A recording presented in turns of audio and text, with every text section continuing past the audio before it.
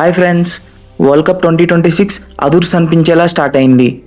ఈరోజు జరిగిన Pakistan versus Netherlands మ్యాచ్లో అసలు పాకిస్తాన్ గెలిచిందా లేక జస్ట్ మిస్లో బతికిపోయిందా అని అనిపిస్తోంది. నెదర్లాండ్స్ లాంటి చిన్న టీం పాకిస్తాన్ లాంటి పెద్ద టీంకి చుక్కలు చూపించింది. గెలవాల్సిన మ్యాచ్ని నెదర్లాండ్స్ ఎలా మిస్ చేసుకుంది, పాకిస్తాన్ ఎలా బయటపడింది, ఈ మ్యాచ్ ఫుల్ రివ్యూ ఈ వీడియోలో చూద్దాం. ముందుగా స్కోర్స్ చూస్తే టాస్ గెలిచి నెదర్లాండ్స్ బ్యాటింగ్ తీసుకుంది.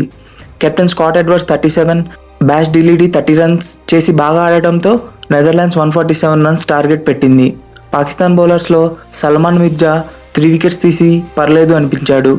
చేజింగ్ స్టార్ట్ చేసిన పాకిస్తాన్కి ఫర్హాన్ అండ్ సాయిమ్ అయూబ్ మంచి స్టార్ట్ ఇచ్చారు.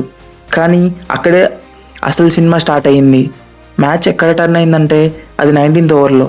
ఒక టైంలో పాకిస్తాన్ 114 రన్స్కి 7 వికెట్స్ పడిపోయి ఫుల్ ప్రెజర్లో పడింది. 12 balls 29 రన్స్ కావాలి. చేతిలో ఉన్నవి 3 వికెట్లే. నెదర్లాండ్స్ గెలుపు కన్ఫర్మ్ అనుకున్నారు అందరూ. కానీ క్రీజ్లో ఉన్న ఫహీమ్ అష్రఫ్ మొత్తం సీన్ మార్చేశాడు. లోగన్ మ్యాన్బీకి వేసిన ఆ ఓవర్లో ఏకంగా 3 సిక్సర్లు కొట్టాడు.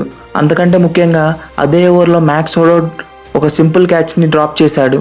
ఆ ఒక్క క్యాచ్ మ్యాచ్ని నెదర్లాండ్స్ చేతి నుండి లాగేసుకుంది. ఈ మ్యాచ్కి హీరో ఎవరంటే ఖచ్చితంగా ఫహీమ్ అష్రఫ్. టెన్షన్లో కూడా కూల్గా ఆడి కేవలం 11 balls 29 రన్స్ కొట్టి పాకిస్తాన్ పరువు కాపాడాడు. కానీ పాకిస్తాన్ బ్యాటింగ్లో పెద్ద మైనస్ పాయింట్స్ బయటపడ్డాయి.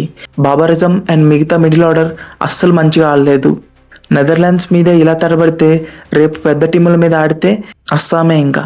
అందుకే నాకు తెలిసి ఇండియాతో మ్యాచ్ ఆడకుండా తప్పుకోవాలనుకుంటున్నారేమో. సో ఫైనల్గా పాకిస్తాన్కి 2 points వచ్చాయి, కానీ కాన్ఫిడెన్స్ మాత్రం రాలేదు. నెదర్లాండ్స్ ఓడినా కూడా వాళ్ళ ఫైటింగ్ స్పిరిట్కి హ్యాట్స్ ఆఫ్ చెప్పాల్సిందే. మీకేమనిపిస్తుంది ఫ్రెండ్స్? ఆ క్యాచ్ డ్రాప్ అవ్వకపోయి ఉంటే నెదర్లాండ్స్ గెలిచేదా? కింద కామెంట్ చేయండి. వీడియో నచ్చితే ఒక లైక్ చేసి మన తెలుగు డగౌట్ ఛానల్ని సబ్స్క్రైబ్ చేసుకోండి. Have a good day.